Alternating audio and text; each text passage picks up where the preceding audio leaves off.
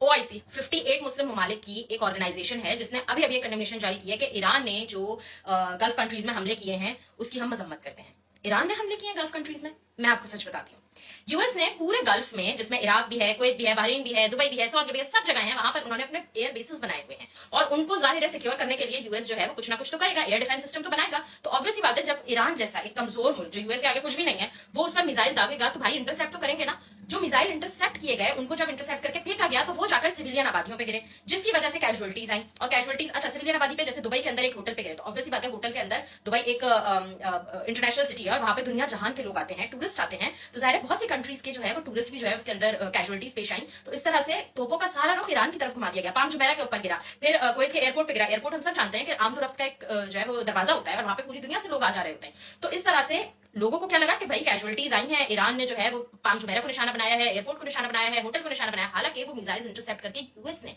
Civilian आबादियों पे फेंके थे। तो आप ही प्लानिंग समझ रहे हैं। यूएस बैक्ड इसराइल हमला, जब उन्होंने ईरान पे हमला किया तो एक स्कूल पे हमला किया जिसके अंदर 38 से ज्यादा बच्चियां शहीद हुई। जेनेवा कन्वेंशन के तहत आप किसी भी रिलीजियस साइट को, सिविलियन आबादियों को निशाना नहीं बना सकते, यहां तक कि आप बच्चों, बूढ़ों और औरतों को भी निशाना नहीं बना सकते हैं। किसी भी मस्जिद, गिरजाघर, मंदिर, इन जगहों को निशाना नहीं बना सकते हैं। तो स्कूल जो है वो बच्चों का, एक बच्चों की जगह थी और इसराइल ने इस चीज का ख्याल किए बगैर वहां पे, लेकिन वहां पे ओआईसी ने कोई कंडेमनेशन नहीं दी। मजे की बात यह है कि ओआईसी वहां पे सो रहा था 58 ममालिक की तरफ से, बल्कि एक ऑर्गेनाइजेशन कंडेमनेशन देती है कि हमारे ब्रदर ममालिक के ऊपर ईरान ने, ठीक है, ये एक स्ट्रैटेजिक गलती हो सकती थी, आपने एक डिप्लोमेटिकल स्ट्रैटेजिक एक फेलियर कह सकते हैं आप इसे, क्योंकि अब इससे जो है खत्ते में, एक रीजन के अंदर एक अजीब सी अफरा तफरी हो गई है कि भाई मुस्लिम ममालिक लड़ रहे हैं। लेकिन इस चीज को समझें कि उन्होंने भी तो अपने बचाव के लिए कुछ किया होगा ना, उन्होंने भी तो इंटरसेप्ट किए होंगे ना।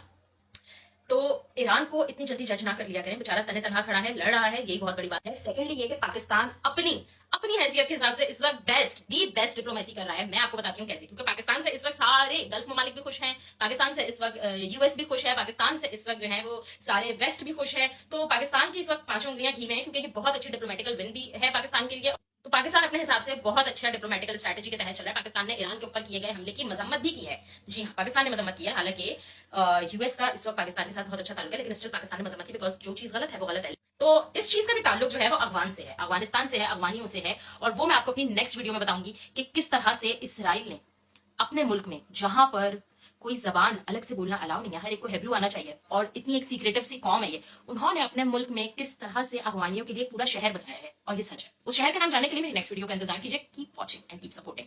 Thank you so much. And yes, Pakistan जिंदाबाद।